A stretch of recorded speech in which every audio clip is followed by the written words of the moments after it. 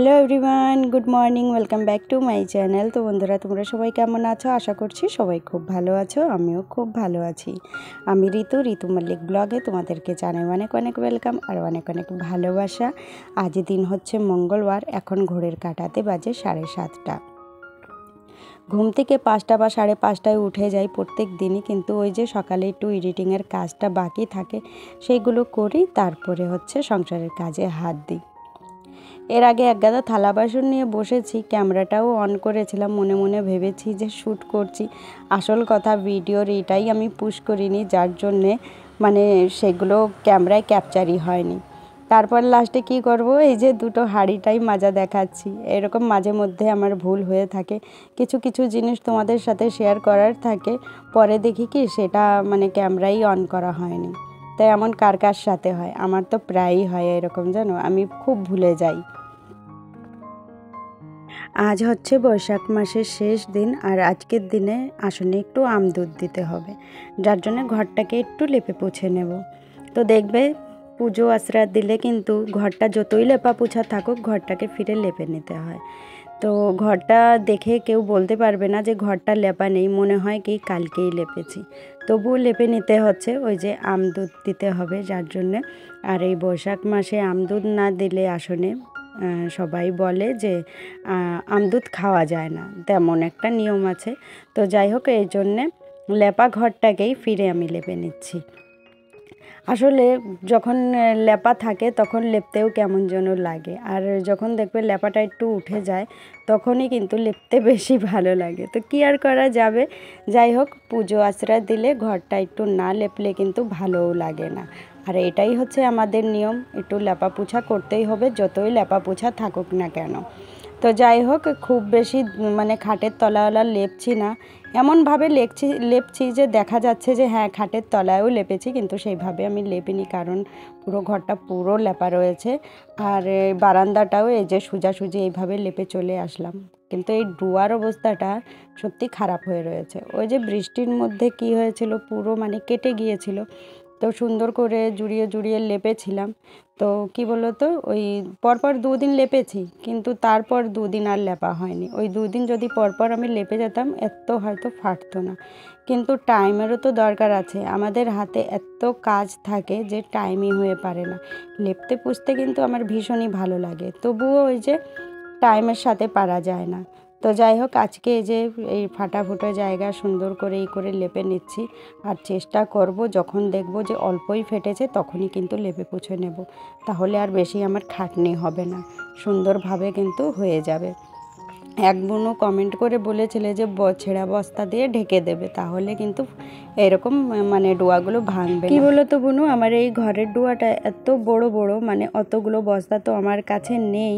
তারপর কথা হচ্ছে যে ছেঁড়া বস্তা বা তাঁবু দিয়ে ঢেকে দিলে এই মাটির ঘরটা যে কী বাজে দেখা যাবে, সেটা মানে আর বলা যাবে না।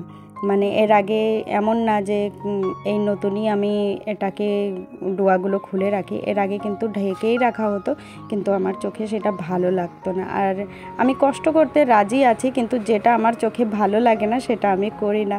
হ্যাঁ, ডোয়াগুলো ভেঙে যাবে, ফেরে জুড়িয়ে নেব, কিন্তু কি বলো তো, ওই ছিঁড়া জিনিস দিয়ে ঢাকতে ভালো লাগে না। ইচ্ছা আছে একটু ভালো তাবু কিনা তারপরে ঢেকে ঢেকে রাখবো। যাই হোক, তারপর খুব তাড়াহুড়া করে এই যে পুজো দিতে আসলাম। আর তাড়াহুড়া এই জন্যে, তোমাদের দাদা ভাই স্নান করে বসে আছে আমার অপেক্ষায়, কখন আমি খাওয়া দাওয়া করব সমস্ত কাজ কমপ্লিট করে। এই জন্যে খুব তাড়াহুড়া করে আসনে ওই যে দুধ কলা দিয়ে দিলাম, তারপরে খেতে বসে গেলাম। আর আমার সাথে না খেতে বসলে নাকি তোমাদের দাদা ভাইয়ের পেট ভরে না, তাই ওই তাড়াহুড়া করে চলে গিয়েছিলাম আগে খাওয়া দাওয়া করতে। মানে কোনো রকম পুজোটা দিয়ে তোমাদের সাথে তো শেয়ারও করতে পারলাম না। আর মাথায় চিরুনিও দেওয়া হয়নি। স্নান করে চেষ্টা থাকে যে মাথায় একটু চিরুনি দিয়ে নেব, কিন্তু আজকে খাওয়া দাওয়া পুজো পাঠ করে তারপরে যে আসলাম মাথায় চিরুনি দিতে। আর এই ভিজা চুল থাকতে থাকতে চিরুনি দিলে আমার মনে হয় আমার চুলগুলো একটু কম ওঠে, আর ওই শুকিয়ে গেলে বেশি জড়িয়ে জড়িয়ে যায়, এর জন্য আমার আর ভালো লাগে না। ভিজা থাকতে থাকতে আমি চেষ্টা করি মাথায় মানে এই চুলে চিরুনি দেওয়ার। তো এই যখন আমি শ্যাম্পু করি কি করি, 1-2 ফোঁটা আমি যে তেলটা মাখি সেই তেলটা একটু হালকা হাতে মেখে নিই, তাহলে কি হয়, জ্বরটা একটু কম বাঁধে আর চুলটা বেশ সিল্কি সিল্কি হয়। আর সকাল থেকে কিন্তু অনেক কাজ করেছি, কিন্তু হাউসওয়াইফদের যেটা খুবই দরকারি জরুরি কাজ সেটা হচ্ছে রান্না, সেটাই আমি করিনি। একদম যে রান্না করিনি সেটাও না, সকালবেলায় আমি ভাত করেছি, কিন্তু কি বলো তো তরি তরকারি যা যা আমি দুপুরবেলায় খেয়েছি সমস্ত কিছু পূজা রান্না করেছে। আর অনেকের প্রশ্ন আছে যে পূজা আমার কে হয়। পূজা আমার বোন হয়, আমার নিজেরই বোন, আবার আমার যা হয় ওটাও নিজেরই, মানে আমরা দু বোন দু যা।